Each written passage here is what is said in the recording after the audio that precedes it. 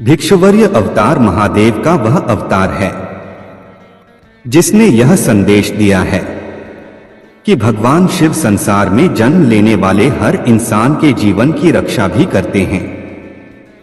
ग्रंथों के अनुसार विदर्भ नरेश सत्यरथ को शत्रु ने मौत के घाट उतार दिया था। जैसे तैसे कर नरेश सत्यरथ की गर्भवती पत्नी ने अपने आप को शत्रुओं से बचाया और कुछ समय बाद विदर्भ नरेश की पत्नी ने एक पुत्र को जन्म दिया। कुछ दिनों बाद जब पानी पीने के लिए रानी सरोवर गईं तो घड़ियाल ने उन्हें अपना भोजन बना लिया और वह बालक वहां भूख प्यास से तड़पता रहा। तभी महादेव द्वारा भेजी गई एक भिखारिन वहां पहुंची। शिव जी ने भिक्षुक के रूप में भिखारिन को उस बालक के बारे में बताया और उससे उसका पालन पोषण करने का निर्देश दिया। साथ ही यह भी बताया कि वह बालक कोई और नहीं बल्कि विदर्भ नरेश सत्यरथ का पुत्र है। फिर महादेव ने उस भिखारिन को अपना वास्तविक रूप भी दिखाया, जिसके बाद शिव की आज्ञा अनुसार भिखारिन ने बालक का पालन पोषण किया और जब बालक बड़ा हो गया तो उसने महादेव जी की कृपा से दुश्मनों पर विजय प्राप्त की और अपना राज्य प्राप्त कर लिया। भगवान शंकर का सुरेश्वर इंद्र अवतार भक्त के प्रति उनकी प्रेम भावना को प्रदर्शित करता है। इस अवतार में महादेव ने एक छोटे से बालक की भक्ति से खुश होकर उसे अपने परम भक्त और अमर पद का वरदान दिया। धर्म ग्रंथों के अनुसार व्याघ्रपाद का पुत्र उपमन्यु अपने मामा के घर पलता था। वह सदा दूध की इच्छा से व्याकुल रहता था। उसकी मां ने उसे अपनी अभिलाषा पूर्ण करने के लिए शिवजी की शरण में जाने को कहा। इस पर उपमन्यु वन में जाकर ओ नमः शिवाय का जाप करने लगा। शिवजी ने सुरेश्वर इंद्र का रूप धारण कर उसे दर्शन दिए और शिवजी की अनेक प्रकार से निंदा करने लगे। इस पर उपमन्यु क्रोधित होकर इंद्र को मारने के लिए खड़ा हुआ। उपमन्यु की भक्ति और अटल विश्वास देखकर शिवजी ने उसे अपने वास्तविक रूप के दर्शन कराए तथा क्षीरसागर के समान एक अनश्वर सागर उसे प्रदान किया। उसकी प्रार्थना पर कृपालु शिवजी ने उसे परम भक्ति का पद भी दिया। किरात अवतार महादेव का वह अवतार है जिसमें उन्होंने पांडुपुत्र अर्जुन की वीरता की परीक्षा ली थी। महाभारत की कथा के अनुसार जब अर्जुन वनवास गए हुए थे, इसी दौरान भगवान शंकर को प्रसन्न करने के लिए अर्जुन ने घोर तपस्या की।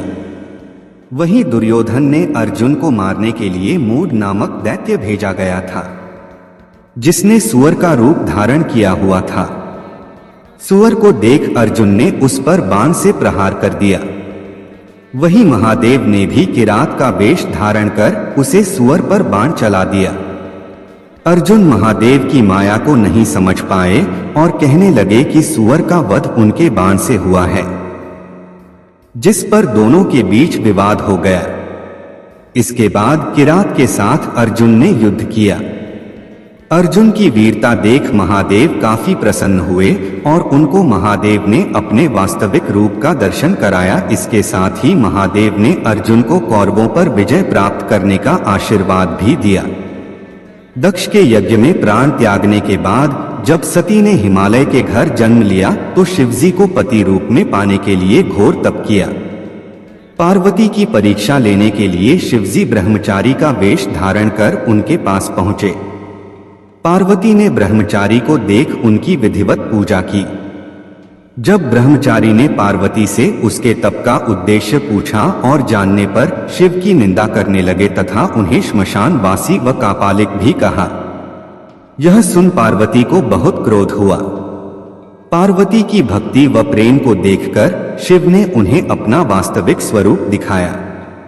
यह देख पार्वती अति प्रसन्न हुई। दक्ष के यज्ञ में प्राण त्यागने के बाद पार्वती की परीक्षा लेने के लिए शिवजी ब्रह्मचारी का वेश धारण कर उनके पास पहुंचे। पार्वती ने ब्रह्मचारी को देख उनकी विधिवत पूजा की। जब ब्रह्मचारी ने पार्वती से उसके तप उद्देश्य पूछा और जानने पर शिव की निंदा करने लगे तथा उन्हें श्मशान वासी व कापालिक भी कहा। यह सुन पार्वती को बहुत क्रोध हुआ। पार्वती की भक्ति व प्रेम को देखकर शिव ने उन्हें अपना वास्तविक स्वरूप दिखाया। यह देख पार्वती अति प्रसन्न हुई। पार्वती के पिता हिमाचल से उनकी पुत्री का हाथ मांगने के लिए शिवजी ने सुंदरतक वेश धारण किया था। हाथ में डमरू लेकर शिवजी नट के रूप में हिमाचल के घर पहुंचे और नृत्य करने लगे। नटराज शिवजी ने इतना सुंदर और मनोहर नृत्य किया कि सभी प्रसन्न हो गए। जब हिमाचल ने नटराज को भिक्षा मांगने को कहा तो नटराज शिव ने भिक्षा में पार्वती को मांग लिया। इस पर हिमाचल राज अति क्रोधित हुए।